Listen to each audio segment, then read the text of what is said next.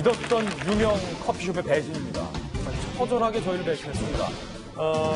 할리스 등 4개 업체 텀블러에서 납이 다량으로 함유됐고요. 스타벅스 등 유명 커피 전문점의 얼음에서 세균이 득실되게 발견이 됐습니다. 그 텀블러에 얼음 넣어 먹었으면 납 세균 다 먹은 겁니다. 이번에 적발된 내용 함께 보시죠. 지금 먹거리 엑스파일 없어진 지 얼마나 됐다고 커피 전문점 자꾸 이러는 거예요. 지난번 저 먹거리 엑스파일 했을 때 유명 커피숍에서 일회용 플라스틱 컵 계속 재활용하다가 저희들한테 적발된 이후에 깨끗이 하겠다 약속한 게 벌써 몇 년도 안 됐는데 이럴 겁니까? 자, MJC 텀블러에서는 기준치의 거의 880배가 넘는 납이 검출이 됐습니다. 그리고 파스쿠치의 텀블러에서도 할리스의 텀블러에서도 다이소의 텀블러에서도 기준치를 초과하는 납들이 이렇게 발견된 거예요. 마이크로 밀리그램이죠. 이렇게나 많이 1kg당 이런 밀리그램의 납 성분이 무더기로 지금 검출이 된 겁니다. MJC, 파스쿠치, 할리스 커피, 다이소에서 말입니다. 납뿐만이 아니었습니다. 얼음도 문제예요. 납은 발암 가능 물질이죠. 중독될 경우 빈혈, 근육이 약화되고 식욕부진 등을 유발하고 어린아이 경우 지능 발달 저하까지 우려가 됩니다. 이번엔 얼음. 자, 할리스 또 걸렸어요. 3곳에서 세균 나왔고 스타벅스 6곳에서 얼음에서 세균 나왔습니다. 아이스 아메리카노. 특히 저희 같은 또 아저씨들은 얼음까지 씹어 먹거든요. 그 세균 씹어 드신 거예요. 이디야 7곳에서 얼음 세균 나왔고 투썸 플레이스 6곳, 엔젤리너스 1곳에서 얼음 세균, 맥도날드, 주시, 롯데리아, 베스킨라빈스는 골고루 한 곳씩 다 총 41곳의 매장 얼음에서 이 같은 세균이 나왔습니다. 야, 이게 말이에요, 김병현 박사님. 네. 이 여름철 앞두고 말입니다. 사실은 저는 이게 가장 충격적이에요, 오늘.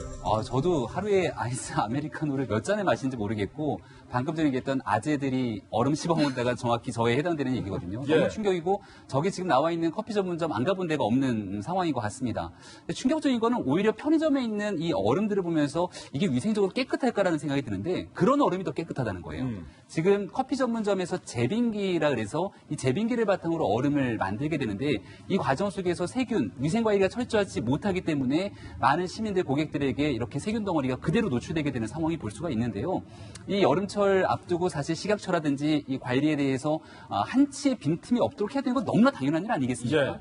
저도 김진 기자의 먹거리 엑스파일의 애청자였고, 당시에 커피 전문점에서 이 일회용 컵을 갖다 재활용한다는 얘기 듣고 너무 깜짝 놀랐는데, 그리고 나서 그런 모습들이 싹 없어지는 내용을 보면서 언론과 정부가 관심을 갖는 만큼 사실 국민들의 위생이 더 좋아질 수 있다는 생각이 지울 수가 없었습니다. 근데 지금 어느 정도 이 정부 당국이 너무 손을 놓고 있었던 것은 아닌가 생각을 지울 수가 없고요. 저는 이 남은 문제 하나만 좀 말씀드리고 싶은 건, 앞서 보면 이 리라쿠마라고 하는 캐릭터가 있는 텀블러에서도 납이 기준치에 엄청나게 많은 양들이 발생하게 되는데, 저희 아이들도 이 리라쿠마라고 하는 캐릭터를 좋아하기 때문에 텀블러를 가지고 마신 대로 그치지 않고 이걸 얼굴에 비비기도 하고 안기도 하고 여러 가지 행동들을 다 하지 않습니까? 예. 근데 이렇게 어떻게 어린 아이들이 사용하는 텀블러에서 저렇게 기준치를 수백 배가 초과할 수 있는 내용들이 나올 수 있도록 정부 당국이 손을 놓고 있었던 것인지 통탄을 금할 길이 없습니다. 예. 예.